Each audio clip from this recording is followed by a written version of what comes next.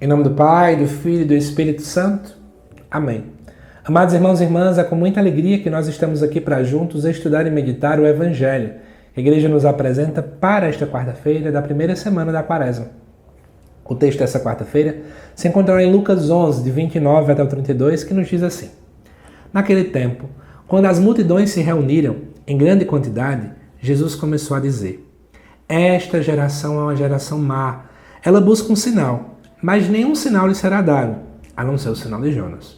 Com efeito, assim como Jonas foi um sinal para os ninivitas, assim também será o Filho do Homem para esta geração.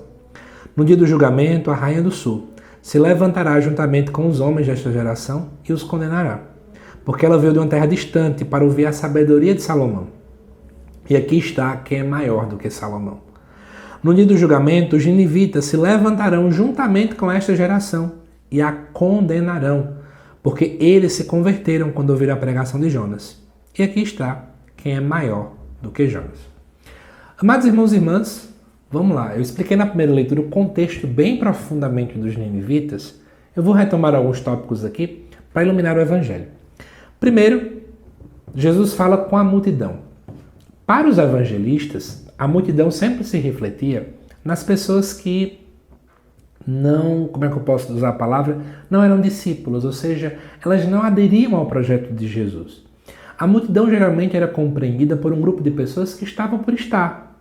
Muitas vezes porque escutavam falar de Jesus, porque ele era um milagreiro, um curandeiro, era assim que eles achavam. Eles não observavam que Jesus era o próprio Deus. E aí o próprio Jesus começa a falar que essa geração é uma geração má, porque buscam sinais, buscam milagres, buscam curas, busca isso e busca aquilo. E Jesus diz, nenhum sinal vai ser dado a não ser o de Jonas. E qual é o sinal de Jonas? A gente viu na primeira leitura, né?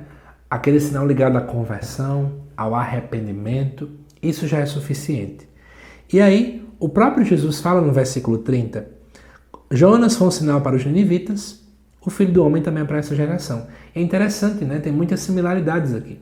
Jonas passa 3 dias no ventre da baleia. São 40 dias para a conversão daquele povo. Quando eu olho para Cristo, nós temos 3 dias antes da ressurreição. 40 dias em relação ao jejum que Jesus faz ali na tentação do deserto. Então temos semelhanças entre os dois. Depois disso, vem a parte ápice do Evangelho. Para quem não entende, não vai entender o que está acontecendo. Jesus cita 2 personagens. O primeiro, no versículo 31, é a Rainha do Sul. Que rainha é essa? É a rainha de Sabá, que está lá em 1 Reis, capítulo 10, versículos de 1 a 10. Pode dar uma olhada. Essa rainha, ela viajou para ouvir a sabedoria de Salomão. E essa rainha, sendo a rainha do sul, ela era estrangeira.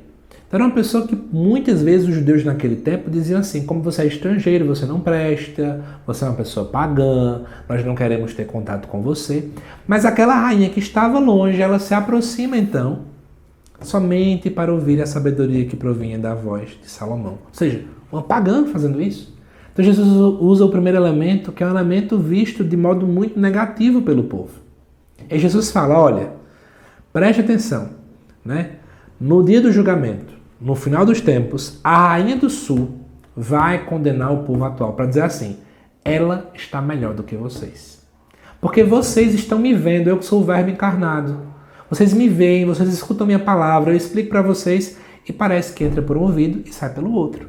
Mas ela, uma mulher que vocês julgam porque ela é estrangeira, ela teve um coração mais aberto do que o de vocês. Depois, no versículo 32, Jesus também fala de um outro grupo, que agora são os ninivitas, que são citados de modo muito claro em todo o livro de Jonas. Quem eram os ninivitas? Eram os habitantes da cidade de Nínive. E quem era a cidade de Nínive? Era, na verdade, a capital do Império Assírio. Ô Lucas, eu não sei quem é o Império Assírio. Simples. O Império Assírio foi um império que acabou dominando e invadindo a região do chamado Reino do Sul, que existia antigamente, que tinha como capital Samaria. E o Império Assírio veio e invadiu, certo? Eles tinham um exército muito ferrenho. Por exemplo, o livro de Joel vai citar que é como se fosse uma grande nuvem de gafanhoto, porque era rápida, destruindo tudo, acabando com tudo pela frente. Eles tinham fama de ser um império, por exemplo, que não deixava praticamente as carnes das pessoas ali que eles matavam. Eles aniquilavam tudo. Então a fama era uma fama muito ferrenha. Então todo judeu que se prezasse odiava o Império Assírio. E, portanto, odiava também, né, os habitantes de Nínive. E Jesus pega exatamente esse povo tão odiado, que o povo aponta o dedo facilmente para dizer assim, no final dos tempos, eles também se levantarão e vão condenar essa geração. Tá vendo? Jesus usa a rainha de Sabá e usa os ninivitas para dizer assim, eles que vocês tanto falam mal, eles estão anos-luz na frente de vocês. Eles estão muito mais bem preparados, de coração muito mais aberto, buscando a conversão, e vocês não. E depois Jesus termina dizendo assim, porque eles se converteram quando ouviram a pregação de Jonas. De fato, segundo a primeira leitura, diz que quando Jonas começa a pregar para aquele povo se converte. Aquele povo muda de vida. Todo mundo faz o jejum. O rei, inclusive, proclama o jejum para todo mundo.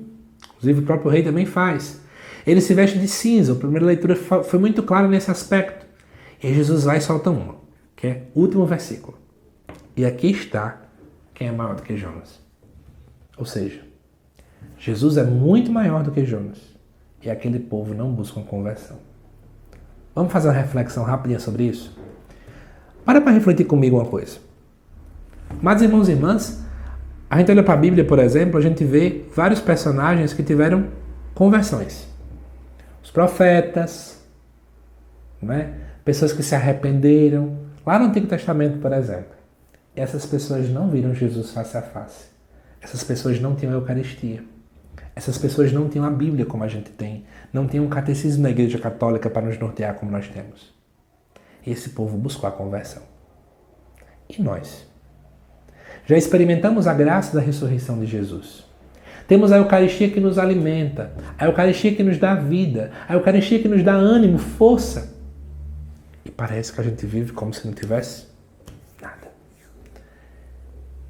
Nossa, diferentemente do povo do Evangelho, a gente tem muito mais coisas, né?